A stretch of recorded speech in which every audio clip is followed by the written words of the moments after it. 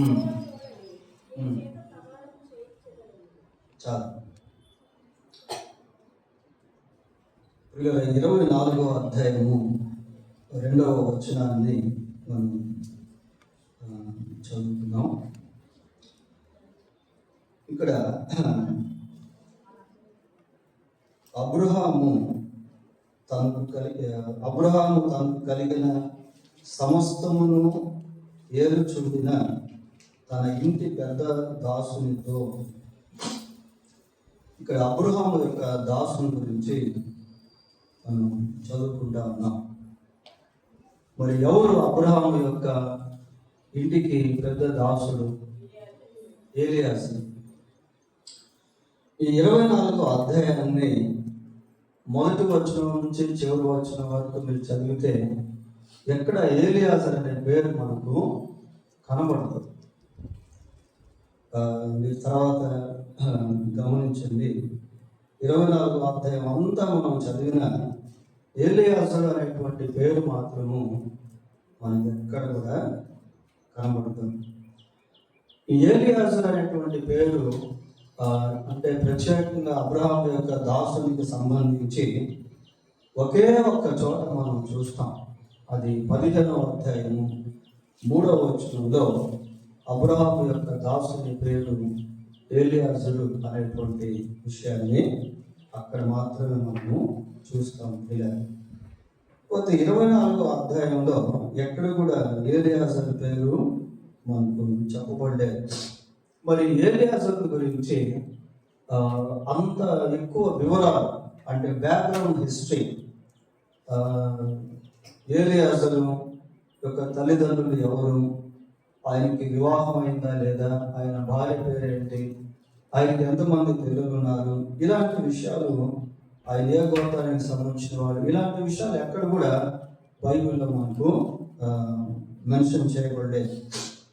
తర్వాత ఈ ఆదికాండం 24వ అధ్యాయము it is a typical story. దీన్ని చాలా మంది ఏం చెప్తారు అంటే 24వ అధ్యాయంలో ముఖ్యంగా నలుగురు ప్రాముఖ్యమైనటువంటి వ్యక్తులు మనకు కనిపిస్తారు. ఈ నలుగురు ప్రాముఖ్యమైనటువంటి వ్యక్తులు ఎవరు అని మనం ఆలోచన చేస్తే మొట్టమొదటిగా అబ్రహాము. తర్వాత వివాహ కార్యక్రమం గురించి అబ్రహాము ఆలోచించాడు కనుక ఎవరికి వివాహము? ఇస్సాకు. కాబట్టి రెండవ వ్యక్తి ఇస్సాకు. పోతే మూడవ వ్యక్తి, మరి ఇస్సాకుకి వివాహం చేయాలని తలంచిన ఆ స్త్రీ ఎవరు? రిబ్కా. ఆమె మూడవ వ్యక్తిగా. నాలుగవ వ్యక్తి ఈ వివాహ సంబంధమైనటువంటి విషయంలో పార్టిసిపేట్ చేసి వాళ్ళందరినీ కూడా సమకూర్చినటువంటి వ్యక్తిగా ఏలియాజరు లేక అబ్రహాం యొక్క దాసుడు మనకు కనిపిస్తాడు. ఈ 4 members are key persons in this 24th chapter. 24వ అధ్యాయంలో నలుగురు వ్యక్తులు ప్రాముఖ్యమైనటువంటి వ్యక్తులుగా కనిపిస్తారు. కాబట్టి కొద్దిమంది ఏమంటారంటే టైపికల్గా ఈ నలుగురు వ్యక్తుల్ని దేంతో పోలుస్తారు అని అంటే అబ్రహామును తండ్రి అయిన దేవుడిగా, అలాగే ఇస్సాకును తండ్రి అయినటువంటి కుమారుడుగా, మరి ఆ ఇస్సాకుకు వివాహం చేసే విషయంలో రిబ్కా సంఘముగా, వారిద్దరి మధ్య సంధిని సమకూర్చినటువంటి వ్యక్తి పరిశుద్ధాత్మగా. ఈ టైపికల్ స్టోరీ అనేటువంటిది 24వ అధ్యాయంలో కొద్దిమంది చెప్పడం జరుగుతుంది. కానీ మనమైతే టైపికల్ స్టోరీ లాగా ఈ వర్తమానంలో ధ్యానం చేయట్లేదు. కానీ ప్రత్యేకంగా ఏలియాజరు గురించి కొన్ని విషయాలు మన దేవుని వాక్యంలో నుండి ధ్యానం చేయబోతూ ఉన్నాం. 24వ అధ్యాయం సహజంగా ఎప్పుడు చదువుతారు అంటే మరి ఎంగేజ్మెంట్ కార్యక్రమం జరుగుతూ ఉన్నప్పుడు చాలా వరకు సేవకులు 24వ అధ్యాయంలో నుంచి మరి విషయాలు చెప్పడం అనేది మనం చూస్తాం. అప్పుడు కూడా ఎక్కువ శాతం మనకు ఎవరు కనిపిస్తారు అంటే రిబ్కా మీద ఎక్కువ ఫోకస్ అనేది మనం పెట్టడం జరుగుతుంది. ఏలియాజర్ గురించి అంత ఎక్కువ మనము ఆలోచన చేయము. కానీ ఏలియాజర్ గురించి ఆలోచన చేసినప్పుడు ఏలియాజర్ జీవితంలో నుండి అనేకమైన ఆధ్యాత్మిక పాఠాలు మనం నేర్చుకోవచ్చు. ఈరోజు ఏలియాజర్ గురించి కొన్ని విషయాలు మనం జ్ఞాపకం చేసుకుందాం. ఏలియాజరు గురించి ఇందాక నేను చెప్పాను. 24వ అధ్యాయంలో ఎక్కడ ఆ పేరు అనేటువంటిది మెన్షన్ చేయబడలేదు. ఒక 15వ అధ్యాయం 3వ వచనంలో మాత్రమే ఏలియాజరు యొక్క పేరు మెన్షన్ చేయబడింది. అయితే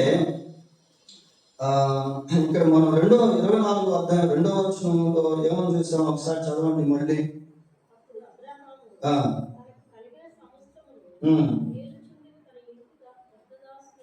చాలు. అబ్రహాము తనకు కలిగిన సమస్తమును ఏలుచుండిన ఇంటి పెద్ద దాసుడు, అది ఏలియాజరు గురించి ఇక్కడ చెప్పబడింది. అంటే అబ్రహాము కలిగిన సమస్తాన్ని ఎవరు ఏలుతున్నారట? ఏలియాజరు ఏలుతా ఉన్నాడు. ఏలియాజరు ఏలుతూ ఉన్నాడు అని అంటే హీ వాజ్ ఏ స్టీవర్డ్, అంటే ఒక గృహ నిర్వాహకుడుగా, ఇంకా చెప్పాలంటే ఫెయిత్ఫుల్ స్టీవర్డ్, నమ్మకమైనటువంటి గృహ నిర్వాహకుడుగా ఈ ఏలియాజరు అబ్రహాం యొక్క ఇంట్లో ఉండేవాడు. మరి ఎన్ని సంవత్సరాలు అబ్రహాం ఇంట్లో ఏలియాజరు దాసుడిగా పనిచేశాడు అనేది మనం కరెక్ట్గా ఎన్ని సంవత్సరాలని చెప్పలేము. అయితే ఉరామరిగ్గా గమనించినప్పుడు ఆదికాండం 15వ అధ్యాయంలో ఏలియాజరు పేరు మనం చూస్తాం. 15వ అధ్యాయం 3వ వచనంలో ఏలియాజరు పేరు మనకు కనిపిస్తుంది. అప్పటికి ఇస్సాకు ఇంకా పుట్టలేదు. అంటే ఇస్సాకు పుట్టక మునిపే ఏలియాజరు అబ్రహాముకు దాసుడిగా ఉన్నాడు. తర్వాత ఇస్సాకు జన్మించాడు. ఇస్సాకు పాలు విడిచి పెద్దవాడయ్యాడు. ఇస్సాకు యవనస్తుడయ్యాడు. ఇప్పుడు ఆ ఇస్సాకుకి వివాహం చేసేటువంటి విషయంలో ఏలియాజరు పనిచేస్తా ఉన్నాడు. అంటే ఎన్ని సంవత్సరాలు చూడండి. ఇస్సాకుకి ఎన్ని సంవత్సరాలప్పుడు వివాహం అయింది? 40 సంవత్సరాలప్పుడు ఇస్సాకు వివాహము అయింది. 25వ అధ్యాయము 20వ వచనంలో ఇస్సాకు వివాహం అయినప్పుడు 40 సంవత్సరాల వయసు గలవాడు అని మనం చూస్తాం. అంటే 40 years ఏది ఇస్సాకు పుట్టి పెరిగి పెద్దవాడై వివాహం చేసుకునే సమయానికి కూడా ఏలియాజరు అబ్రహాం ఇంట్లో దాసుడిగానే ఉన్నాడు. మరి అంతకుముందు ఎన్ని సంవత్సరాల నుంచి దాసుడిగా ఉన్నాడో మనకు తెలియదు. అయితే మనం గమనించాల్సింది ఏంటంటే అంత దీర్ఘకాలము ఏలియాజరు అబ్రహాం యొక్క ఇంట్లో దాసుడిగా లేక గృహ నిర్వాహకుడిగా ఉండుట అనేది ఒక గొప్ప విశేషం. తర్వాత ఏలియాజరు గురించి ఆలోచన చేసినప్పుడు we can't find any loophole in the life of ఏలియాజర్. ఏలియాజర్ యొక్క జీవితంలో ఎటువంటి లోటుపాటు లేక లోపం అనేటువంటిది బైబిల్లో మనకు చెప్పలేదు. అంటే అంత చక్కగా ఏలియాజర్ తన జీవితాన్ని జీవించాడు. మరి గృహ నిర్వాహకులుగా ఉన్నటువంటి వారికి కుటుంబంలో ఎటువంటి బాధ్యతలు ఉంటాయి, ఇది చాలా ప్రాముఖ్యం. మరి ఏలియాజరు అబ్రహాము యొక్క ఇంట్లో గృహ నిర్వాహకుడుగా ఉన్నాడు. అందుకే అక్కడ మనం ఏం చూస్తున్నామంటే అబ్రహాముకు కలిగిన సమస్త ఆస్తిని అంతటి పైన కూడా ఏలికగా ఏలియాజరు పెట్టబడ్డాడు. ఇటువంటి దృశ్యం మనకు యోసేపు విషయంలో కూడా కనిపిస్తుంది. యోసేపు పోతీఫర్ ఇంట్లో ఉన్నటువంటి రోజుల్లో గృహ నిర్వాహకుడిగా ఉండేవాడు. చూడండి, ఆదికాండం 39వ అధ్యాయము 6వ వచనం చదవండి. అంటే పోతీఫర్ గురించి చెప్తున్నా. యోసేపు చేతికి అప్పగించి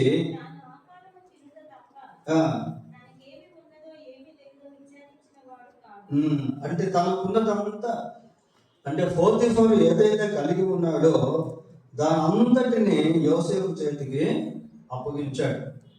8వ వచనం కూడా చదవండి ఒకసారి. చూడండి, నా యజమానుడు తనకు కలిగినది అంతయు నా చేతికి అప్పగించను కదా.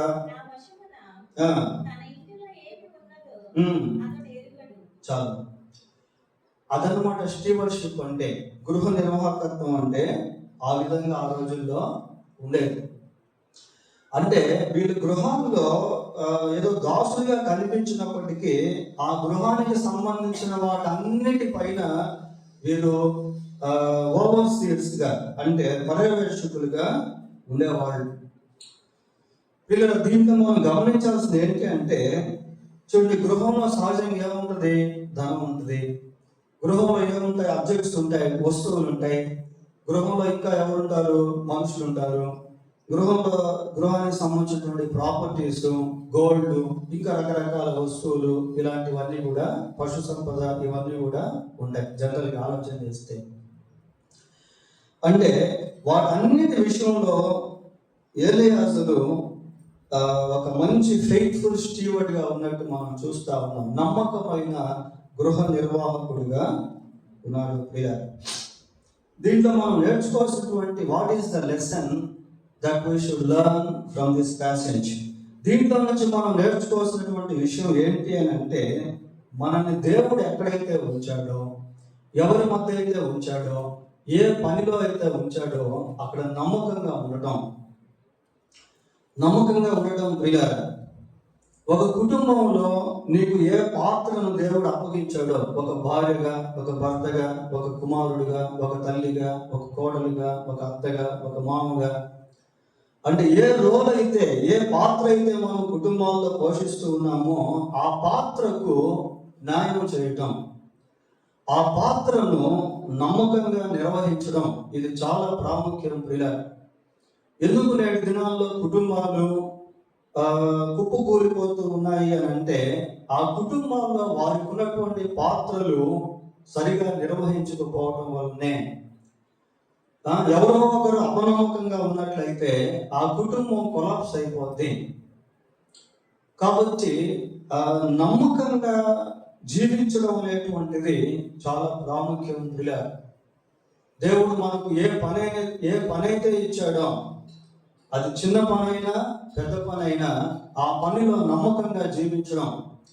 దేవుడు ఏ బాధ్యత అయితే మనకు అప్పగించాడో ఆ బాధ్యతను నమ్మకముగా చేయడం. ఇది ఎప్పుడైతే మనం చేయగలుగుతామో అక్కడ గొప్ప దీవెన అనేది మనం కలిగి ఉంటాం. సామెతల్లో ఒక మాట ఉంటుంది, ఏమంటుందంటే, నమ్మకమైన వారికి మెండుగా దీవెనలు కలుగును.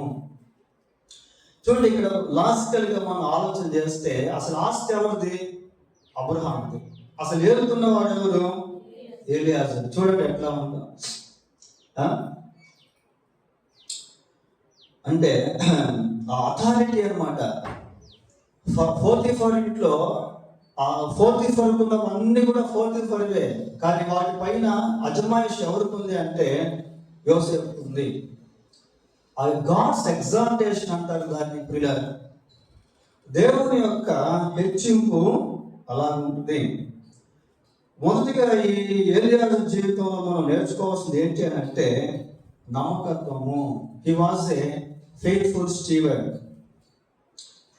At Abraham's home. అబ్రహాం యొక్క ఇంట్లో నమ్మకమైనటువంటి గృహ నిర్వాహకుడుగా ఈ ఎలీయాజరు మనం కనిపిస్తా ఉన్నాడు. కనుక కుటుంబాల్లో కానీ, పనిచేసేటువంటి స్థలాల్లో కానీ నమ్మకంగా జీవించడం అనేది దేవునికి మహిమ తెచ్చేదిగా ఉంటుంది, మనకు ఆశీర్వాదాన్ని ఇచ్చేదిగా ఉంటుంది. రెండవదిగా చూడండి, 24వ అధ్యాయము ఆదికాండము 5వ వచనాన్ని చదువుతున్నాం. ఆ దాసుడు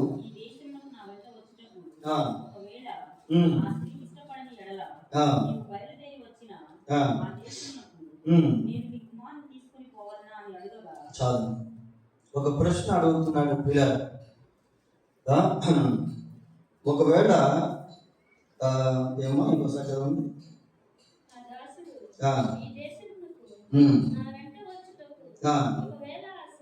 ఆ స్త్రీ ఒకవేళ నా వెంట వచ్చేదానికి ఇష్టపడకపోతే నీ కుమారుణ్ణి అక్కడికి నేను తీసుకెళ్ళమంటావా? చూడండి, ఇక్కడ ఎలీయాజరు తన సొంత ఇష్టాన్ని నెరవేర్చట్లేదు పిల్లలు. వాస్తవంగా కొన్నిసార్లు మన మైండ్ సెట్ ఎలా ఉంటుంది. ఇప్పుడు అబ్రహాంకు సుమారు 100 సంవత్సరాలు అప్పుడు కుమారుడు జన్మించాడు. ఇప్పుడు 40 years టైంలో ఇస్సాకి వివాహం జరగబోతుంది. అంటే అబ్రహాం వయసు ఎంత? 140 సంవత్సరాలు. 100 సంవత్సరాలు అప్పుడే అబ్రహాము బాగా వృద్ధుడైపోయినట్టుగా బైబిల్లో మనం చూస్తాం 18వ అధ్యాయంలో. ఇప్పుడు 140 years అంటే చాలా నిండు వృద్ధాపం అన్నమాట. He was advance in age. చాలా నిండు వృద్ధాపంలో ఉన్నాడు అబ్రహాము. ఇప్పుడు ఏలియాజరు ఏమనుకోవచ్చు, ఏలియాజరు వయసు అంతా మనకు చెప్పబడలేదు బైబిల్లో. ఈయనేముందిలే ముసలాయన, ఈయనకి అన్ని చెప్పాలా, చేయాలా, చెందాలా, ఒకవేళ రాకపోతే ఇస్సాకు తీసుకెళ్తాం అక్కడికి అని అనుకోవట్లేదు. అనుకోవట్లేదు ప్రియులారా. ఏమన్నాడంటే, ఒకవేళ ఆమె రాకపోతే నన్ను నీ కుమారుడు అయిన ఇస్సాకును తీసుకెళ్లేదా అని ఒక అడ్వైజ్ అడుగుతాం. దీంట్లో ఏలియాజరు ఎలా ఉన్నాడు అంటే, అబ్రహామును గణపరిచేటువంటి వాడు, గౌరవించేటువంటి వాడుగా ఉన్నాడు. వీళ్ళ మన పైన ఎవరైతే యాజమాన్యం కలిగి ఉన్నారో వాళ్ళని గౌరవించడం అనేది చాలా important. Give honour take honour అనే ఒక సామెత ఉంది. మనం ఎప్పుడైతే మనుషులను గౌరవించేది నేర్చుకుంటామో ఆటోమేటిక్గా వాళ్ళు కూడా మనల్ని గౌరవిస్తారు. హానరబుల్ లైఫ్ అనేటువంటిది చాలా ప్రాముఖ్యం. అది దేవుని విషయంలో కానివ్వండి, మనుషుల విషయంలో కూడా. దేవుడు అంటాడు, నన్ను గనపరచు వారిని నేను గనపరుస్తాను అంటాడు. ఇప్పుడు ఈ ఏలియాజరు ఏం చేస్తున్నాడంటే అబ్రహామును గౌరవిస్తా ఉన్నాడు. అబ్రహాముకు చెప్పకుండా తాను చేయాలని ఇష్టపడటం లేదు. తన సొంత ఆలోచన ప్రకారం వెళ్ళాలని కోరుకోవటం లేదు. పిల్లరా, సౌలుని గురించి ఆలోచన చేస్తే బైబిల్లో ఇశ్రాయేలు ప్రజలకి మొట్టమొదటి రాజు అయినటువంటి సౌలు కొన్ని సందర్భాల్లో తన ఇష్ట ప్రకారం జీవించేదానికి అలవాటు పడ్డాడు. సమూయేలుని ఖాతరు చేయకుండా, లెక్క చేయకుండా తన ఇష్ట ప్రకారం సౌలు జీవించాలని ప్రయత్నం చేశాడు ప్రియులారా. కానీ ఏలియాజరు గురించి మనం ఆలోచన చేసినప్పుడు అబ్రహాము నిండు వృద్ధాపంలో ఉన్నప్పటికీ అబ్రహామును ఎంతో గౌరవించాడు. అబ్రహాముకు విధేయత చూపిస్తా ఉన్నాడు. తన ఇష్టాన్ని పక్కన పెట్టి అబ్రహాము యొక్క ఇష్టానికి లోపడుతున్నాడు. చూడండి, ఒకవేళ ఆ మాట చెప్పకుండా నిజంగా ఇస్సాకును తీసుకుని వెళ్ళుంటే అబ్రహాము యొక్క ఉద్దేశం నెరవేరేది కాదు. ఎందుకు? అబ్రహాముకి ఇస్సాకును అక్కడికి తీసుకొని వెళ్ళకూడదు. మీరు తర్వాత వచనాలు చదివినట్లయితే అబ్రహాం అంటాడు, లేదు లేదు బాబు, ఒకవేళ అమ్మాయి రాకపోయినా పర్వాలేదు, నువ్వు మాత్రం నా కుమారుడు ఇస్సాకునే తీసుకుని వెళ్ళకూడదు అని ఎప్పుడు అన్నాడు ఆ మాట? ఈ ప్రశ్న వేసిన తర్వాత అబ్రహాము అన్నాడు ఇలా. కాబట్టి ఇక్కడ he set aside his own will and seeking Abraham's will. అంటే తన యొక్క ఇష్టాన్ని పక్కన పెట్టి అబ్రహాం యొక్క ఇష్టాన్ని ఏలియాజరు కోరుకుంటా ఉన్నాడు. అంతేకాకుండా దాని పట్ల విధేయత చూపించాడు ప్రియులారా. కాబట్టి మన పై అధికారులుగా ఉన్నటువంటి వారిని గౌరవించడము, కొన్ని సందర్భాల్లో వారి ఇష్టాన్ని కొరకు మన ఇష్టాన్ని ప్రక్కన పెట్టడము, ఇలాంటివి కూడా ఒక విశ్వాస జీవితంలో నైతిక విలువలను సూచించేటువంటివిగా ఉన్నాయి. ఇలా చాలాసార్లు చర్చికి వెళ్ళడం, బైబిల్ చదువుకోవడం, ప్రార్థనకు వెళ్ళడం, ఇవన్నీ మనుషులు ఇంకో కోణం చూస్తారు. ఇదేదో రిలీజియస్ కస్టమ్స్ లాగా. అది కాదు. Christianity is not a addicted to religion. అంటే క్రైస్తవత్వం అనేటువంటిది ఒక మతానికి బానిసత్వం లాంటిది కాదు. కానీ క్రైస్తవత్వం అంటే క్రీస్తులో నిలిచి ఉండి క్రీస్తు యొక్క అడుగుజాడల్లో నడుచుకోవడం. పిల్లలు అవి ఏం చేస్తాయంటే మనకి మారల్ ఎథిక్స్ని బోధిస్తాయి. అంటే నైతిక విలువలను నేర్పిస్తాయి. అది కుటుంబంలో కానీ సమాజంలో కానీ మనం నైతికంగా జీవించేదానికి ఒక గౌరవపరమైనటువంటి జీవితాన్ని జీవించడానికి దారి చూపిస్తాయి. కాబట్టి ఏదో మందిరం వరకే వాక్యం వినడం, ప్రార్థన చేసుకోవడం, దేవుని సన్నిధికి రావడం, ప్రతిరోజు బైబిల్ చదువుకోవడం అలాంటిది కాదు. We have to practice, we have to put in practice the word of God. దేవుని వాక్యాన్ని మనం అభ్యసించాలి. దేవుని వాక్యాన్ని మనం ఎప్పుడైతే క్రియాచరణలో పెడతామో అప్పుడు సమాజంలో ఎలా ఉంటే గౌరవపరమైనటువంటి విధానంలో చాలా డిగ్నిటీగా, చాలా డీసెంట్గా మనము ఉంటాం. యేసు ప్రభు గురించి మత్తయి సువార్తలో మాట మనం చూస్తాం. ఆయన వీధుల్లో కేకలు వేయడు, ఆయన అరవడు, వీధుల్లో కేకలు వేయడు. ఎంత డిగ్నిటీ అది, ఎంత డీసెంట్ నేచర్ అది. కొద్దిమంది వీధుల్లో కేకలు వేయడం, అరవడం, అల్లర్లు చేయడం, ఇలాంటివి ఎలా ఉంటాయంటే అవి అగౌరవానికి సూచనగా ఉంటాయి. So there are so many lessons that we should learn from the life of Eliezer. ఎలియాజరు యొక్క జీవితంలో నుంచి అనేకమైనటువంటి మనం నేర్చుకునే పాఠాలు అనేవి ఉన్నాయి. మూడవదిగా ఎలియాజరు గురించి మనం గమనించినప్పుడు చూడండి, 24వ అధ్యాయము 12వ వచనాన్ని చదువుకున్నాం.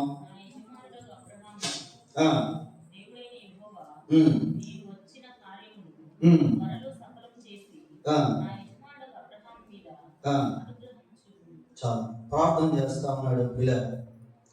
అంటే తాను తలపెట్టినటువంటి పనిని నిర్వహించక ముందు ప్రార్థన చేస్తా ఉన్నాడు. ఇది చాలా గొప్ప విషయం పిల్లలు. కొన్నిసార్లు మనం ఎలా ఉంటాము అంటే ప్రార్థన చేయకుండా పనులు చేస్తాం, ప్రార్థన చేయకుండా ఆలోచనలు చేస్తాం, ప్రార్థన చేయకుండా ప్రయాణాలు చేస్తాం, ప్రార్థన చేయకుండా కొన్ని సొంత తీర్మానాలు అనేటువంటివి మనం తీసుకుంటా ఉంటాం ప్రియా. ఇక్కడ ఎలియాజరు గురించి గమనించినప్పుడు ఇంకా పని ప్రారంభం కాలేదు. He was on journey, he was on the way. మార్గంలో ఉన్నటువంటి సమయంలోనే దేవుని సన్నిధిలో ప్రార్థన చేస్తా ఉన్నాడు. దేవుని సన్నిధిలో ప్రార్థన చేస్తా ఉన్నాడు పిల్లలు. దేవుని సన్నిధిలో ప్రార్థన చేసేటువంటి ఈ దేవుని సన్నిధిలో ప్రార్థన చేసేటువంటి అలవాటు మనం అందరం కూడా కలిగి ఉన్నాం. ఏదైనా ఒక కార్యం చేయబోయే ముందు, ఎక్కడికైనా వెళ్ళబోయే ముందు, ఈవెన్ ఆహారం తీసుకోబోయే ముందు కూడా ప్రార్థన చేయడం. పిల్లలు పని చేస్తాం, డబ్బులు వచ్చాయి, ఫస్ట్ డబ్బులు తీసుకెళ్ళి ప్రార్థన చేయటం. ప్రభా, మీరు నాకు ఈ జీవితం ఇచ్చారు, మీకు స్తోత్రాలు. ఈ జీవితం చుట్టూ మీకు అంచనా ఏంటి? ఈ జీవితాన్ని మీరు ఆశీర్వదించండి. ఈ జీవితంలో నేను మీకు ఇవ్వాల్సింది ఇచ్చేదానికి సహాయం చేయండి. ఈ జీవితాన్ని మీరు దీవించండి ప్రభా, ఈ డబ్బును మీరు దీవించండి. పిల్లలు అలా మనం ప్రార్థన చేసేది నేర్చుకున్నట్లయితే దేవుడు ప్రతి విషయంలో కూడా ఏ విధంగా సహాయం చేస్తాడో, కృప చూపిస్తాడో అనేది ప్రాక్టికల్గా మనం నేర్చుకుంటాం. ఇక్కడ ఎలియాజరు తన పని నిర్వహణకు ముందే దేవుని సన్నిధిలో ప్రార్థన చేస్తా ఉన్నాడు. దేవుని సన్నిధిలో ప్రార్థన చేస్తూ ఉన్నాడు. పిల్లలు ఒక రకంగా చెప్పాలి అంటే ఇటువంటి ప్రార్థన అనుభవము తన యజమానుడైనటువంటి అబ్రహాము యొక్క జీవితంలో కూడా మనం చూడగలుగుతాం. అబ్రహాము కూడా అంతే. తాను ఎక్కడికి వెళితే అక్కడ బలిపీఠాన్ని కట్టి ప్రార్థన చేసేవాడు. చూడండి, ఆదికాండం 12వ అధ్యాయము 8వ వచనం. అక్కడ నుండి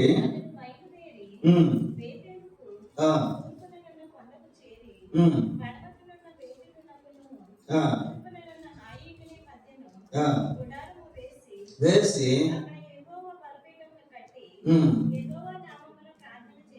యెహోవా నామమున ప్రార్థన చేసాను.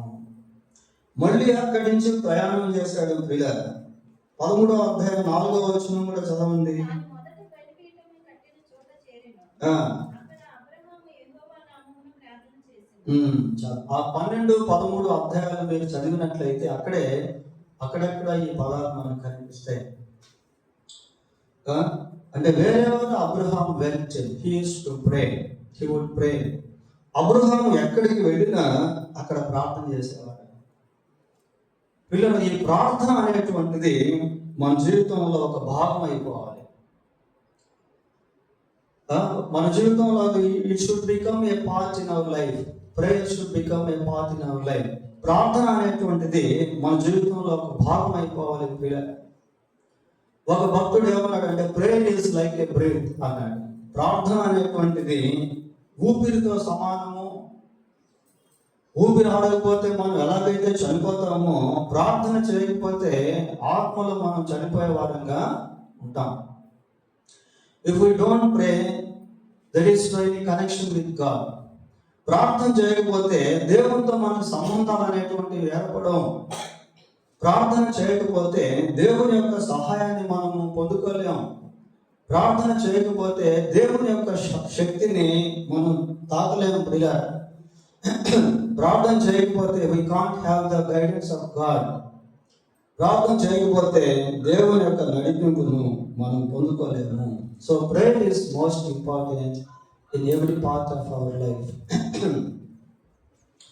కాబట్టి ప్రార్థన అనేటువంటిది మన జీవితంలో ప్రతి భాగంలో కూడా చాలా ప్రాముఖ్యమైనటువంటి ప్రక్రియగా ఉండాలి.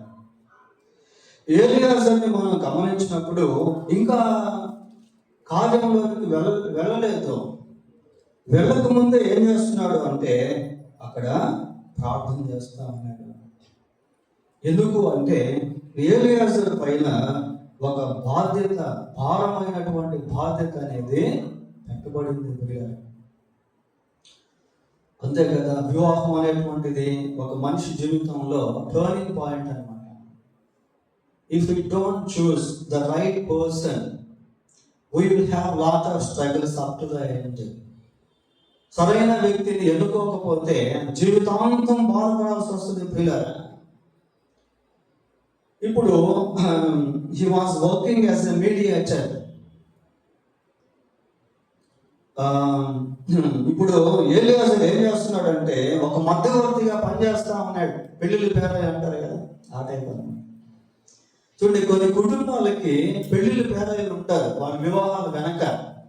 ఈ పెళ్లిళ్ళ పేరాయిలు ఏం చేస్తారంటే వీళ్ళ గురించి వాళ్ళకి, వాళ్ళ గురించి వీళ్ళకి ఏం చెప్తారు? పాజిటివ్ చెప్తారు పిల్లలు, నెగిటివ్స్ చెప్పరు. ఎందుకంటే వీళ్ళ యొక్క ప్రొఫెషన్, వీళ్ళ యొక్క వృత్తి ఏంటంటే ఏదో ఒక విధంగా అది అబద్ధమైన చెప్పి వాళ్ళకి పెళ్లిళ్ళు చేయాలి. తర్వాత వాళ్ళ బాధ వాళ్ళది, వీళ్ళ దారి వెళితే. కొద్దిమంది ఉంటారు పెళ్లిళ్ళు పేరాయిలు, వాళ్ళు డబ్బులు తీసుకుని వీళ్ళ దగ్గర కమిషన్, వాళ్ళ దగ్గర కమిషన్ తీసుకుని వీళ్ళ గురించి వాళ్ళకి, వాళ్ళ గురించి వీళ్ళకి పాజిటివ్ చెప్పేసి నెగిటివ్స్ దాచిపెట్టి వివాహాలు చేసేస్తారు పిల్లలు. ఆ తర్వాత వివాహం చేసుకున్నటువంటి వారి జీవితాలు ఎంతో దుర్భరంగా ఉంటాయి. సమ్ పీపుల్ ఆ విధంగా కొంతమంది ఉంటారు పిల్లలు. ఇప్పుడు ఈ ఎలియాజర్ పైన చాలా బరువైనటువంటి భారం ఉంది. కాబట్టి ఏం చేస్తున్నాడు అంటే ఫస్ట్ ప్రార్థన చేస్తున్నాడు. వెళ్ళిన పనిలో లేక వెళ్ళే పనిలో దేవుని సహాయాన్ని ముందుగా కోరుకుంటా ఉన్నాడు. Our God is a God who knows our future. God has the distance vision. దేవుడు భవిష్యత్తు జ్ఞానం కలిగినటువంటి వాడు. దేవుడు దూరదృష్టి కలిగినటువంటి వాడు. పిల్లల, ఒక గంట తర్వాత ఏం జరుగుతుందో లేక ఒక నిమిషం తర్వాత ఏం జరుగుతుందో మనకు తెలియదు, కానీ దేవునికి సమస్తము తెలుసు. దేవుడు వర్తమాన భూత భవిష్యత్ కాలంలో ఉన్నవాడు. ఇందాక మన సోదరి ప్రార్థన చేస్తూ అంటాం ఏంటి, నీవు మనుషుల హృదయమును పై రూపాన్ని చూసేటువంటి వాడు. పిల్లల, దేవుడు హృదయాన్ని సైతం చూడగలిగినటువంటి వాడు, భవిష్యత్తును సైతం చూడగలిగినటువంటి వాడు. కాబట్టి భవిష్యత్తులో జరగబోయేటువంటి కార్యముల గురించి ముందుగా దేవునికి తెలియజేయడం, దేవుని సహాయాన్ని కోరుకోవడం, ఇవి చాలా ప్రాముఖ్యం ప్రియులారా. కొన్నిసార్లు మన జీవితంలో ఎందుకు ఫెయిల్యూర్స్, వైఫల్యాలు, ఓటమి, ఎందుకు నష్టాలు, ఎందుకు కష్టాలు, ఎందుకు శ్రమలు అంటే మనం దేవుని సన్నిధిలో ముందుగా ప్రార్థన చేయకుండా తీర్మానాలు చేసుకుంటాం.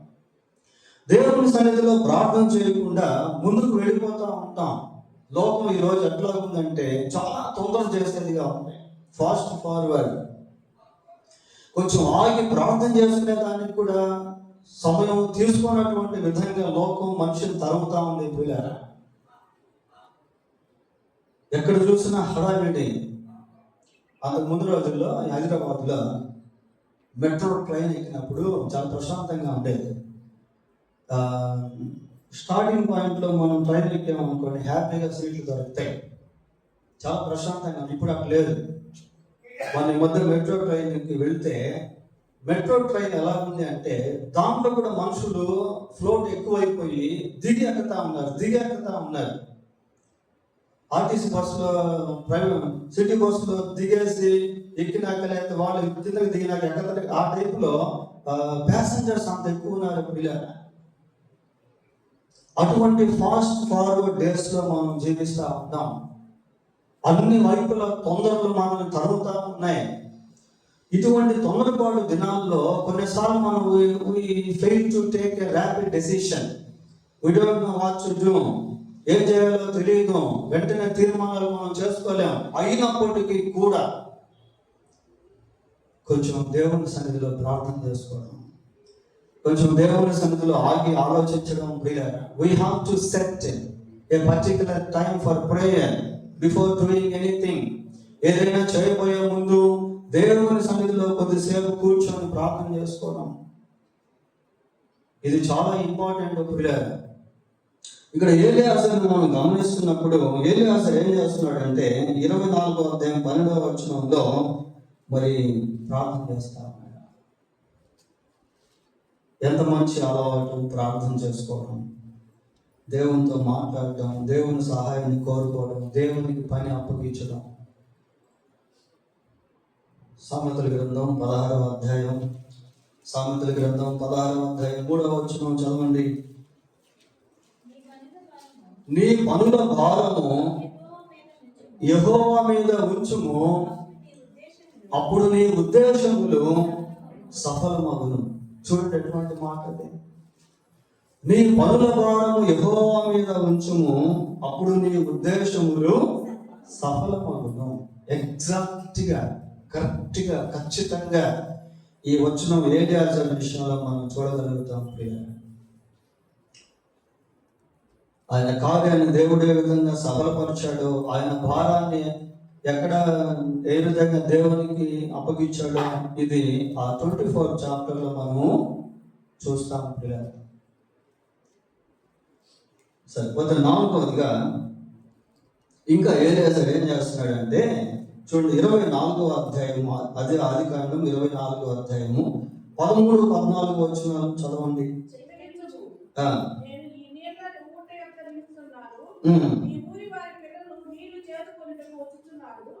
కాబట్టి నేను త్రాగునట్లు నీవు దయచేసి నీ కడవను వంచమని నేను చెప్పగా, నీవు త్రాగుము, నీ ఒంటెలను నీళ్లు పెట్టినని ఏ చిన్నది చెప్పునో ఆమెయే నీ సేవకుడైన ఇస్సాకు కొరకు నీవు నియమించిందై ఉండును గాక. అందువలన నీవు నా యజమాని మీద అనుగ్రహం చూపితివని తెలుసుకుంటున్నాను. 2 వచనాలను మనం గమనించినప్పుడు సీకింగ్ గాడ్స్ విల్, దేవుని యొక్క చిత్తాన్ని ఏలియాజరు వెతికేటువంటి వాడుగా ఉన్నాడు. ప్రార్థన చేశాడు. ఇక్కడ దేవుని యొక్క చిత్తాన్ని వెతుకుతా ఉన్నాడు. పిల్లలు, ఇది దేవుని చిత్తమా కాదా? ఈ విధంగా అయితే ఇది దేవుని చిత్తమే అని ఒక సూచక క్రియ కూడా అడుగుతా ఉన్నాడు. పిల్లలు, దీంట్లో మనం నేర్చుకోవాల్సినటువంటి పాఠం ఏంటంటే ప్రతి విషయంలో కూడా దేవుని చిత్తాన్ని వెతకడం, ఇది చాలా important. Seeking God's will in every part, in everything. దేవుని యొక్క చిత్తాన్ని అన్ని విషయాల్లో కూడా వెతకడం ప్రియ. యాకోబు పత్రిక 4వ అధ్యాయము, యాకోబు పత్రిక 4వ అధ్యాయము 14-15 వచనాలు ఒకసారి చూద్దాం. రేపేమి సంభవించునో మీకు తెలియదు, ఏమార్చిది? మీ జీవము ఏమార్చిది? మీరు కొంతసేపు మీరు కొంతసేపు కనబడి కనబడి అంతలో మాయమైపోవు అంతలో మాయమైపోవు ఆవిరి వంటి వారే ఆవిరి వంటి వారే.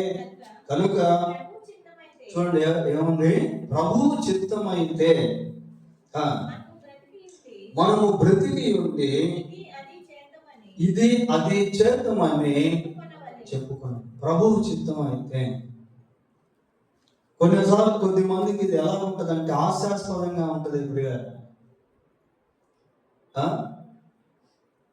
అసలు కొన్ని మన దృష్టికి చాలా మంచిగా కనిపిస్తాయి. మనకి మన హృదయం ఎలా తొందర చేస్తుందంటే ఇది మంచిదే కదా, మళ్ళీ ప్రార్థన చేయడం దేనికి అనిపిస్తుంది. ప్రియ, ఇది మంచిదే కదా, మళ్ళీ ప్రార్థన చేయడం దేనికి అనిపిస్తుంది. కానీ మన దృష్టికి మంచిగా కనిపించేటువంటి వాటి విషయంలో కూడా దేవుని చిత్తం ఎతకాలి. కొన్నిసార్లు మన దృష్టికి మంచిగానే కనిపిస్తాయి. సైతానుడు హవ్వకు ఆ వృక్ష ఫలములు చూపించినప్పుడు అవి ఎలా ఉన్నాయో తెలుసా?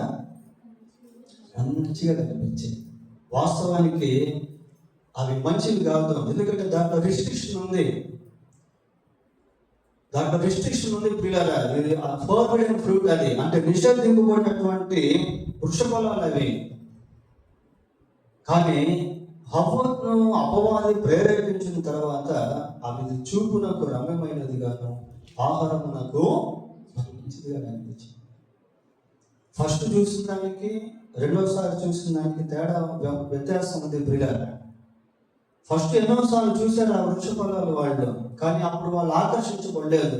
ఇప్పుడు ఆకర్షించబడుతున్న కారణం ఏంటంటే ఆ వృక్ష ఫలాలకి వారికి మధ్య డెవిలిస్తే అపవాదం ఉన్నాడు. కాబట్టి కొన్నిసార్లు దేవునికి వ్యతిరేకమైనవి కూడా మనకు మంచిగా కనిపిస్తాయి, మనకు తెలియదు. But we have to seek the will of God even the things that we see that are the good. మన దృష్టికి మంచిగా కనిపించేటువంటి వాటి విషయంలో కూడా దేవుని చిత్తాన్ని వెతకడం అనేది చాలా ప్రాముఖ్యం. హెబ్రీ పత్రిక 13వ అధ్యాయము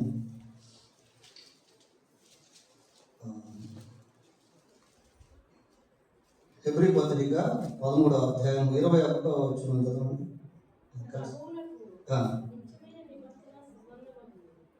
అమ్మా 13వ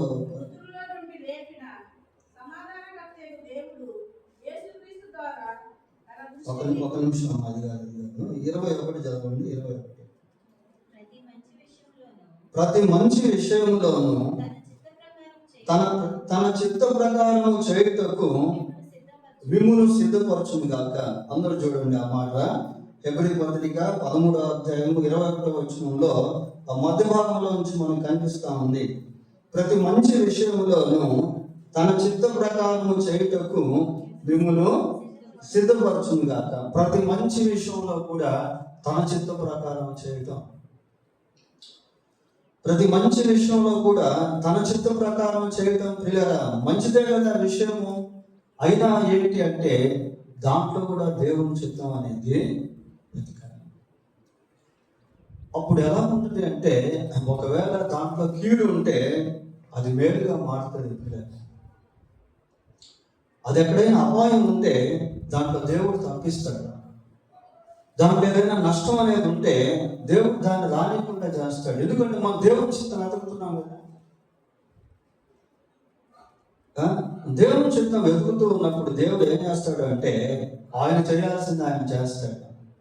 ఇప్పుడు ఏలియాసుడు ఏ సూచక క్రియ అడిగాడో దాన్ని తూచా తప్పకుండా దేవుడు నెరవేర్చాడు ప్రియులారా. దేవుడు నెరవేర్చాడు. చూడండి అదే 24వ అధ్యాయము 27వ వచనం ఒకసారి చదవండి. ఒక్క నిమిషమ్మా, 27 చదవండి.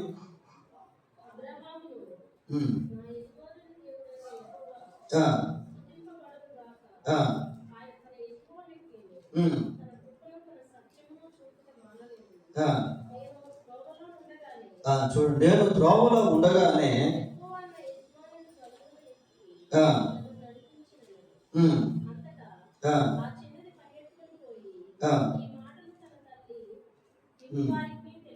చాలు. ప్రియులారా, ఈ వచనాలు మనం గమనించినప్పుడు 21 ఒకసారి చదవమ్మా. ఆ మనుషుడు ఆ, ఆమెను తేరి చూచి ఉమ్, తన ప్రయాణము ఆ, ఎక్కువ సఫలం చేసినో లేదో అని ఉమ్, తెలుసుకున్న రావాలని ఉమ్, కోరుకునేది. ఉమ్. ఒంటెలు త్రాగుతేరిన తర్వాత చూడండి, ఆ విధంగా దేవుడు అంటే అంతకు ముందు ఏ విధంగా దేని గురించి అయితే ప్రార్థన చేశాడో, దేని విషయంలో అయితే సూచక్రియ అడిగాడో దాన్ని నెరవేర్చుట అనేది ఆ వచనంలో మనము చూస్తా ఉన్నాం. So sign is fulfilled. ఆ సూచక్రియ అనేటువంటిది నెరవేర్చబడింది. దేవుని చిత్తం అనేటువంటిది బయలుపరచబడింది. దేవుని చిత్తం అనేటువంటిది జరిగింది. ఇర్మియా గ్రంథం 31వ అధ్యాయము 9వ వచనం చదువుకుందాం. వారు నన్ను ప్రార్థించుచుండగా నేను వారిని నడిపించుచుండగా. చాలా మంచి మాట ప్రియులారా. వారు నన్ను ప్రార్థించుచుండగా నేను వారిని నడిపిస్తాను. ఏ రీతిగా అయితే ప్రార్థన చేశాడో మరి దేవుని చిత్త ప్రకారము ఏలియాజరుని దేవుడు ఆ రీతిగా నడిపించాడు ప్రియులారా.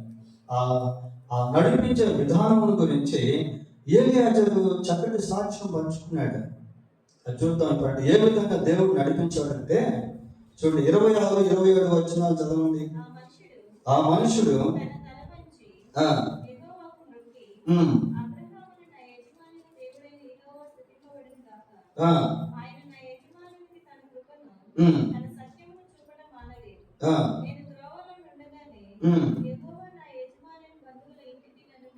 చూడండి, నేను త్రోవలో ఉండగానే యెహోవా నా యజమానుని బంధువుల ఇంటికి నన్ను నడిపించు. ఎక్కడికి పోవాలో తెలియదు, ఏం చేయాలో తెలియదు, ఎవరిని ఎన్నుకోవాలో తెలియదు. అటువంటి సమయంలో ప్రార్థన చేశాడు, దేవుని చిత్తాన్ని వెతికాడు. దేవుడు తన చిత్తానుసారముగా తాను వెళ్ళవలసినటువంటి లేక ఏలియాజరు వెళ్ళవలసినటువంటి మార్గముగా దేవుడు నడిపించాడు. ఇంకా ఒకసారి ఇంకొంచెం క్లారిటీగా మనం చూద్దాం. 48వ వచనం కూడా చదవండి.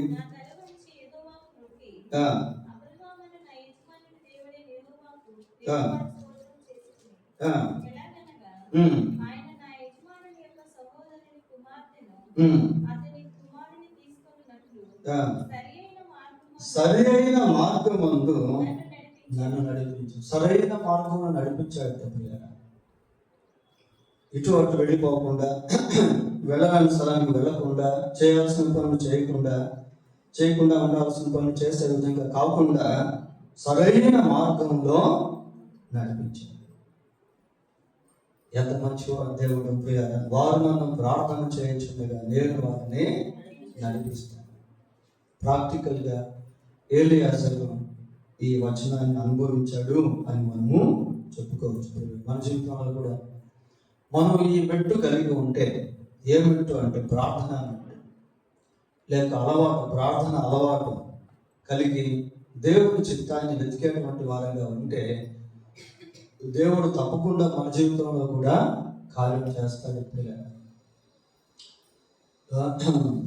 మనము బ్రతికి ఉండి దేవుని చిత్తం అయితే ఇది మనం గుర్తుపెట్టుకోవాలి. దేవుని ఇష్టం కోసం కనిపెట్టడం, దేవుని ఇష్టాన్ని కోరుకోవడం, ఇవి చాలా ప్రాముఖ్యమైనటువంటి ఘట్టాలు. పోతే 5వదిగా 7 విషయాలు చెప్తాను. 5వదిగా ఏలియాజరు ఏం చేస్తున్నాడు అంటే చూడండి ఒకసారి 24వ అధ్యాయము 26, 27 వచనాలు చదువుదాం. ఆ మనుషుడు తన తల వంచి యెహోవాకు మ్రొక్కి. చాలా యెహోవాకు మ్రొక్కి. He was worshipping God. దేవుణ్ణి ఆరాధించాడు ప్రియులారా. తల వంచి యెహోవాకు. we see the humility in him. అతనిలో ఒక దీనత్వం అనేటువంటిది మనం చూస్తా ఉన్నాం. హంబుల్నెస్ అనేటువంటిది మనం చూస్తా ఉన్నాం. ఇంకొకసారి చదవను. ఆ మనుషుడు తన తల వంచి యెహోవాకు మ్రొక్కి. దేవుణ్ణి ఆరాధిస్తా ఉన్నాడు. దేవుని హృదయం కలిగిన వాడి దేవుణ్ణి స్తుతిస్తా ఉన్నాడు. దీంట్లో మనం నేర్చుకోవాల్సింది ఏంటి అంటే, చూడండి, కొన్నిసార్లు మన హృదయం ఎంత తొందర పెడుతుంది అంటే గతాన్ని మర్చిపోయేటట్టు చేస్తుంది. గతంలో మనం చేసిన ప్రార్థన, మనం దేవుని చిత్తాన్ని వెతికిన విధానము కొన్నిసార్లు మనం మర్చిపోతాం. దేవుని కార్యాలు జరిగిన తర్వాత గతాన్ని మర్చిపోతాం. పిల్లలు కొద్దిమంది వ్యాధిగ్రస్తులుగా ఉంటారు, చాలా భయంకరమైనటువంటి బాధ అనుభవిస్తూ ఉంటారు. ఆ వ్యాధితో సరే ఏదో ఒక విధంగా వాళ్ళు దేవుని దగ్గరికి వస్తారు, దేవుడు వారిని స్వస్థపరుస్తాడు. స్వస్థత వచ్చిన తర్వాత ఆ వ్యాధి బాధ మర్చిపోతారు. పిల్లలు కొద్దిమంది ఎంతో దరిద్రతలో ఉంటారు, ఏమీ లేనటువంటి స్థితిలో ఉంటారు. దేవుని సన్నిధికి వస్తారు, దేవుని ద్వారా ఆశీర్వదించబడతారు. ఒక ఉన్నత స్థాయికి వెళ్ళిపోయిన తర్వాత గతాన్ని మర్చిపోతారు. పిల్లలు అయితే ఇతను ఏలియాజరు అలా చేయట్లేదు. ఏలియాజరు మార్గంలోనే ఏలియాజరు ఎప్పుడైతే లాబాను ఇంటికి దగ్గరికి వచ్చేసాడో, రిబ్కాను ఎప్పుడైతే చూశాడో, విషయం ఎప్పుడైతే అర్థమైపోయిందో, తన సూచక్రియ ఎలాగైతే నెరవేర్చబడిందో, వెంటనే immediately he remembered what God has done in his life. How God led him. దేవుడు ఏ విధంగా ఆయన నడిపించాడో, దేవుడు ఏ విధంగా పనిచేశాడో, వాటన్నిటిని జ్ఞాపకం చేసుకుంటూ ప్రభువుని ఆరాధిస్తా ఉన్నాడు. పిల్లల ఎప్పుడు కూడా దేవుడు చేసిన కార్యాలని మనం ఎన్నడూ మర్చిపోకూడదు.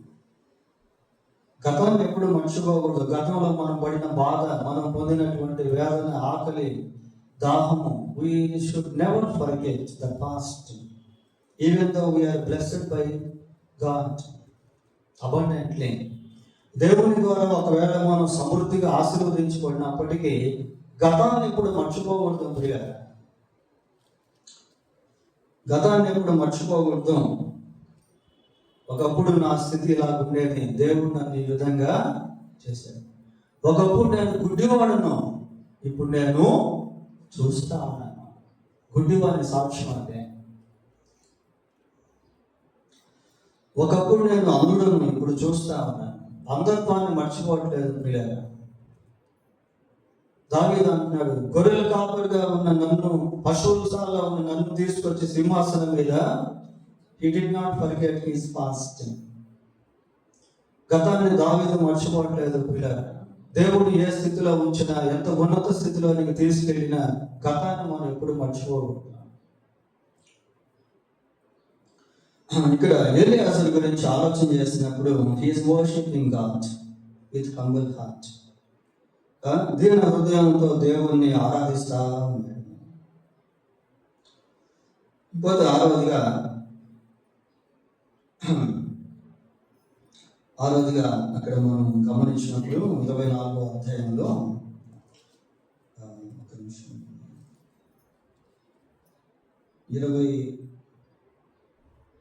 31వ వచనం చదవండి. లాబాను యెహోవా వలన ఆశీర్వదింపబడిన వాడా లోపలికి రమ్ము.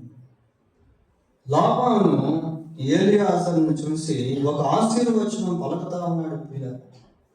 యెహోవా వలన ఆశీర్వదింపబడిన వాడా. వాస్తవానికి 24వ అధ్యాయము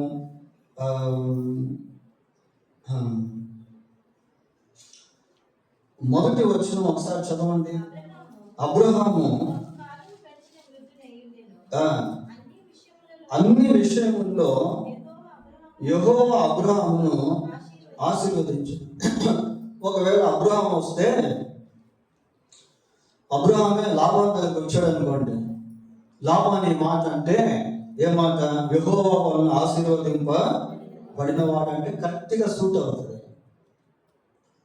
కానీ వచ్చింది ఎవరు ఇక్కడికి?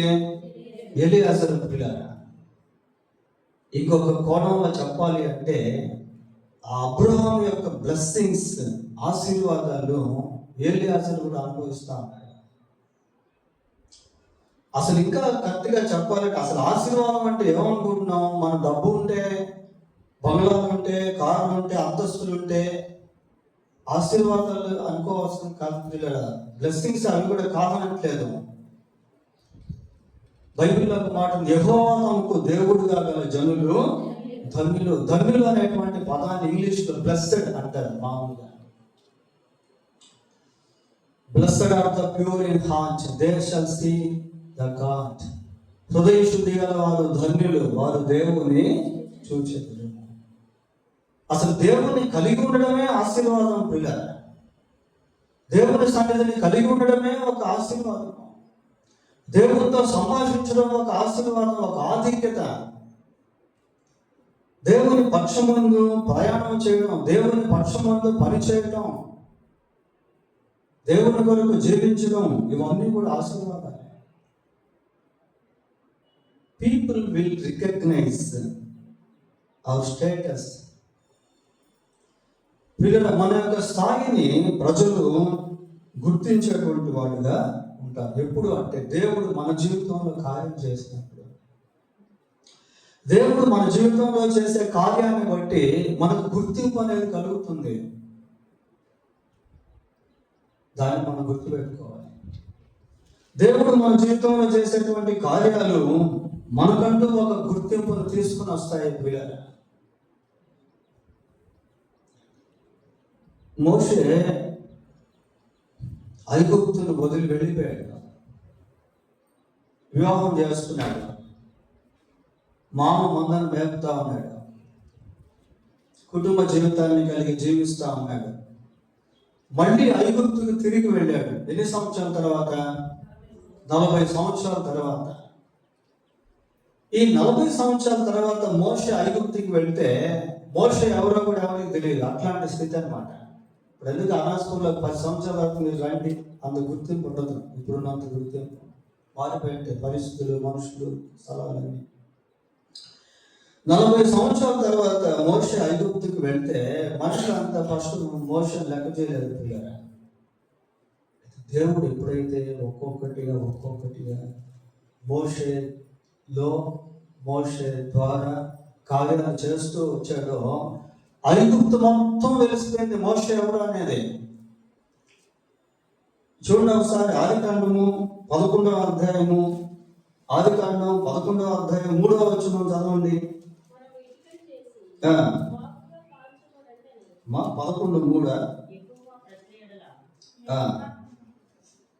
నిర్గమాకాండం అమ్మ. యెహోవా ప్రజల ఎడల ఐగుప్తీయులకు కటాక్షము కలుగు చేసెను.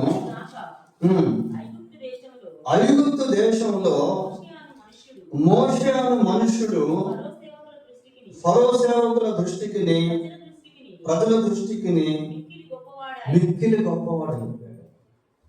ఐగుప్తు దేశంలో మోషే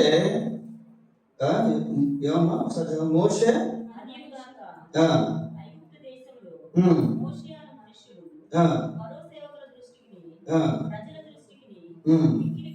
మిక్కిలి గొప్పవాడు.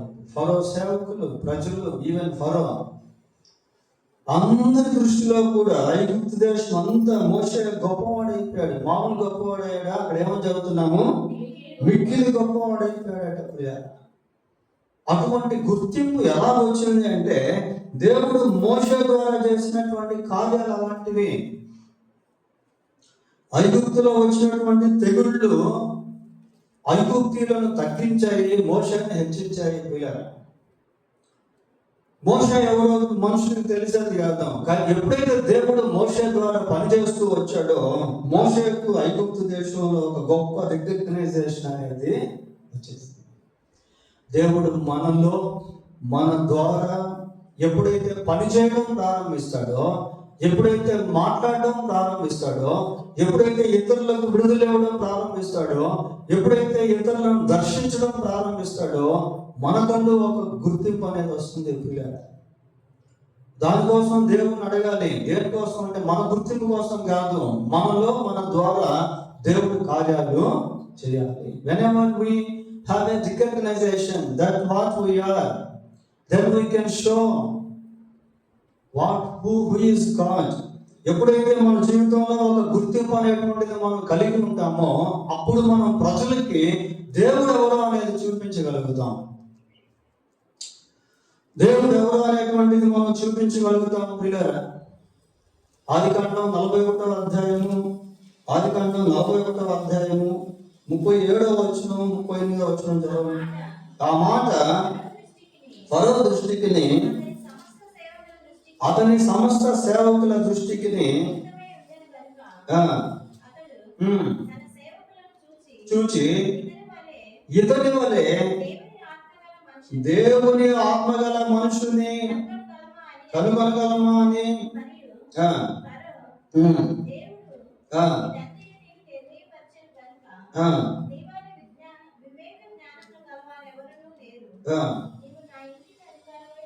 చాలు ప్రియులారా. అప్పటి వరకు యోసేపు ఎవరు అనేది చాలా వరకు ఎవరికి తెలియదు. వాస్తవానికి he was sold as a slave to Egyptians.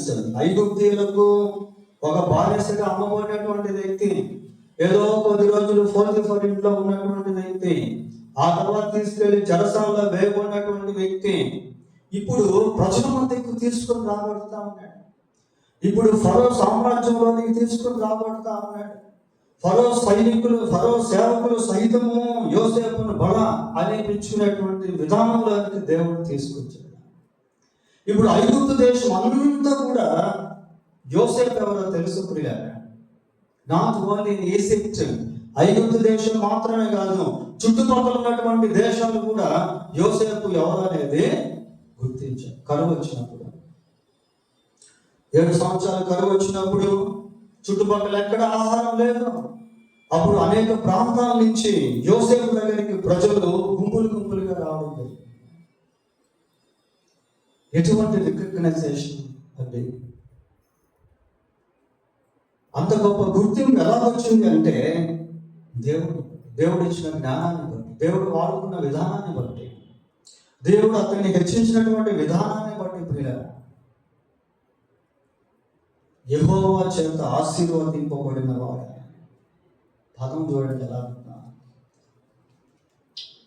అపోస్తలుల కార్యములు 4వ అధ్యాయము 13వ వచనం, 4:13.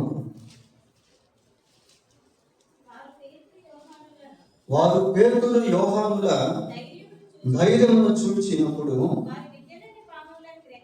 వారు విధేయుని పామరులను గ్రహించి ఆశ్చర్యపడి వారు యేసుతో కూడా ఉండిన వారిని గుర్తెరిగి, ఒక గుర్తింపు ప్రియులారా. అరే వీళ్ళు పేతురు యోహాను, వీళ్ళు మనకు తెలుసు కదా, వీళ్ళు విద్యలేని పామరులు, వీళ్ళు చేపలు పట్టే జాలరులు, వీళ్ళకి ఇంత జ్ఞానం అలాగొచ్చింది అని ప్రజలు వాళ్ళలో వాళ్ళు అనుకుంటా ఉన్నారు.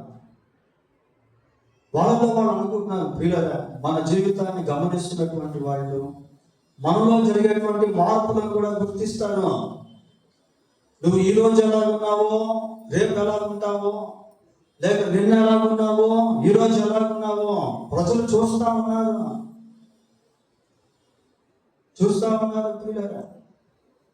అరే వీళ్ళు విద్యలేని పాములు కదా, వీళ్ళు చేపలు పట్టే జాలర్లు కదా, వీళ్ళకి ఇంత జ్ఞానం ఎలాగొచ్చింది అని ప్రశ్న వేసుకొని దానికి జవాబు కూడా వాళ్ళే చెప్తున్నారు. ఏమంటున్నారు? యేసుతో ఉండిన వారు. ప్రజలు మన గురించి ప్రశ్న వేసుకుంటారు. ప్రజలే మనల్ని చూసి జవాబు చెప్పుకుంటారు. ఎప్పుడు అంటే మనం దేవునితో ఉన్నప్పుడు. దేవునితో ఉంటే మన జీవితాలు డిఫరెంట్గా ఉంటాయి. తీగ ద్రాక్షావళిలో ఉంటే ఫలిస్తూ ఉంటుంది, వేరైపోతే ఫలింపు లేదు, ఎండిపోతుంది.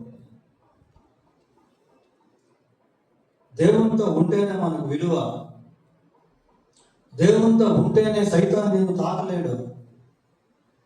దేవునితో ఉంటేనే నీ జీవితం బాగు చేయబడుతుంది. దేవునితో ఉంటేనే నీవు ఆశీర్వదించబడతావు, ఇతరులకు ఆశీర్వాదకరంగా ఉంటావు. దేవుడు లేని జీవితం శూన్యం. ఆ తీగ ద్రాక్షవల్లిలో నుంచి విరిగి కింద పడిపోతే ఎండిపోతుంది. దేనికి పనికిరాదు, ఫలింపు అనేటువంటిది ఉండదు. కాబట్టి living with God, having with God, following God, దేవునితో ఉండడం, దేవుణ్ణి కలిగి జీవించడం, దేవుణ్ణి అనుసరించడం, ఇవి చాలా ప్రాముఖ్యం. నా గొర్రెలు నా స్వరం వినును, నేను వాటిని ఎరుగుదును, అవి నన్ను కొద్ది చివరిగా ఇంకా ఎలీయెజరు గురించి మనం ఆలోచన చేసినప్పుడు అదే ఆదికాండం 24వ అధ్యాయము 42వ వచనం చదవండి.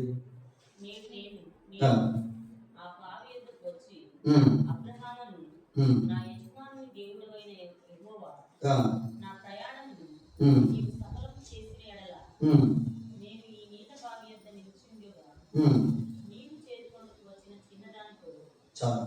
మీరు ఆ 42వ వచనం నుండి 48వ వచనం వరకు చదివితే ఎలీయెజరు ఆ లాబాను ఇంట్లో సాక్ష్యాన్ని పంచుకుంటా ఉన్నాడు.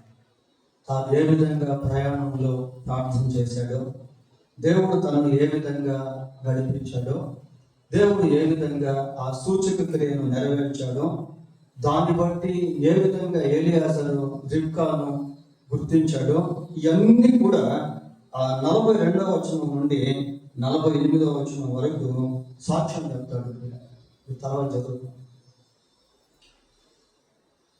అంటే దేవుడు చేసినటువంటి కార్యాలు అవన్నీ కూడా he shares his testimony, experience testimony, అనుభవ సాక్ష్యాన్ని చెప్తాడు. తాను ఏ విధంగా దేవుడికి ప్రార్థన చేశాడో, దేవుడు తను ఏ విధంగా నడిపించాడు అనేది సాక్ష్యం. 105వ కీర్తన మనం ముగిద్దాం. 105వ కీర్తన మొదటి వచనాన్ని చదవండి. ఎవరైనా యెహోవాకు కృతజ్ఞతాస్తుతులు చెల్లించుడి, ఆయన నామము ప్రకటన చేయుడి, జనములలో ఆయన కార్యములను తెలియచేయుడి. జనములలో ఆయన కార్యములను తెలియచేయుడి. He was not in silent without telling anything about God. దేవుని గురించి ఏమి చెప్పకుండా నిశ్శబ్దంగా ఉండట్లేదు. అక్కడికి వెళ్ళి వాళ్ళతో తన సాక్ష్యాన్ని పంచుకుంటా ఉన్నాడు. ప్రియులారా, దీంట్లో మనం నేర్చుకోవాల్సినటువంటి పాఠం ఏంటి అంటే, we have to test, we have to share the living testimony, experience and testimony to the people. ప్రజలకు మనము మన అనుభవ సాక్ష్యాన్ని పంచుకోవాలి. ఎప్పుడు మనం సాక్ష్యాన్ని పంచుకోగలము అంటే అనుభవించినప్పుడు, అనుభవాలు ఉన్నప్పుడు, నువ్వు నిజంగా ప్రార్థన చేసినప్పుడు, దేవుడు నిన్ను నిజంగా నడిపించినప్పుడు, దేవుడు నిజంగా నీ జీవితంలో కార్యం చేసినప్పుడు అవి బలమైన సాక్ష్యాలుగా ఉంటాయి. అది అనేక మందిని కదిలించేటువంటి సాక్ష్యాలుగా ఉంటాయి. అవి దేవునికి మహిమ తెచ్చేటువంటి సాక్ష్యాలుగా ఉంటాయి. వాళ్ళకి ఏం చెప్పలే, అన్ని చెప్పేసరికి వాళ్ళు ఏమన్నారు తెలుసా? ఈ విషయంలో మేము అవునని చెప్పలేము, కాదని చెప్పలేము. ఎందుకంటే దేవుని చిత్తం, ఇది దేవుని కార్యం. మాకైతే తెలియదు, మేము అవునని చెప్పలేము, కాదని. ఈ సాక్ష్యం అంతా నాకు ఇంకేం చెప్తారు చెప్పండి. They became silent when he was not in silent. పిల్లలు ఎప్పుడైతే ఏలియాసు మౌనంగా ఉండక నోరు తెరిచాడో వాడు మౌనంగా ఉండిపోయాడు. పిలిచాడు, అమ్మా వెళ్తా ఆయనతోటి. ఆమె నేను వెళ్తాను అని, ఎందుకంటే ఆమె కూడా సాక్ష్యం వినింది, ప్రత్యక్షంగా చూసింది. పిల్లల దేవుడు కార్యం చేస్తున్నప్పుడు పరిస్థితులన్నీ కూడా ఒక తాటి కిందకి వస్తాయి. దేవుడు కార్యం చేసినప్పుడు పరిస్థితులన్నీ కూడా అనుకూలంగా మారిపోతాయి. దేవుడు కార్యం చేసినప్పుడు ఎక్కడ డైలమా అనేది ఉండదు, సందిగ్ధత అనేది ఉండదు. దేవుడు కార్యం చేసినప్పుడు అన్ని సామ్యంగా జరిగిపోతాయి. దేవుడు తన వాక్యాన్ని దీవించింది. ప్రార్థన చేసుకుందాం. ప్రార్థన.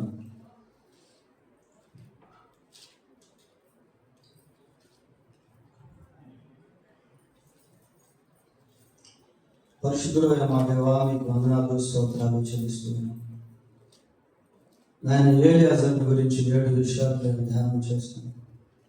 మేము ధ్యానం చేసినటువంటి విషయాలన్నీ మాకు దీవెనకరంగా చేయమని ప్రార్థిస్తున్నాం. ప్రార్థన మా జీవితంలో ఒక భాగముగా, మీ చిత్తాన్ని వెతుకుటే లక్ష్యంగా మేము కలిగి ఉండటకు సహాయం చేయండి. ఎక్కడ తొందరపడక మీ సన్నిధిలో నెమ్మదిగా ఆగి ప్రార్థించుకునే వారుగా మమ్మల్ని చేయండి. ప్రభువా, భవిష్యత్తు మాకు తెలియదు, నీవు భవిష్యత్తు జ్ఞానం కలిగిన వాడు. మనుషులు ఎలా ఉంటారో మాకు తెలియదు, కానీ మనుషుల ఆంతర్యాన్ని ఎరిగినటువంటి వాడు. కాబట్టి మా ప్రభువా, మీ వైపు మేము చూడగలుగుటకు సహాయం చేయండి. మీ ద్వారా మేము నడిపించబడగలుగుటకు సహాయం చేయండి. ఎప్పుడు మీరు మాకు మేలైనది చేసేటువంటి దేవుడు, మేలైనదే ఇచ్చేటువంటి దేవుడు, క్షేమాన్ని ఇచ్చేటువంటి వాడు, కాపుదల ఇచ్చేటువంటి వాడు, ఆశీర్వదించేటువంటి దేవుడు, అవసరతను తీర్చేటువంటి దేవుడు. కనుక మమ్మల్ని మేము మీ దయగల హస్తాలకు అప్పగించుకునే వారంగా ఉండటకు మీరే కనికరించి కృప చూపించమని మా రక్షకుడైన యేసుక్రీస్తు పరిశుద్ధమైన నామములో ప్రార్థన చేస్తున్నాము తండ్రి. ఆమేన్. ఇప్పుడు అందరు లేచి నిలబడి ఒక పాట పాడుతుండగా కాలు జరుగుతాయి.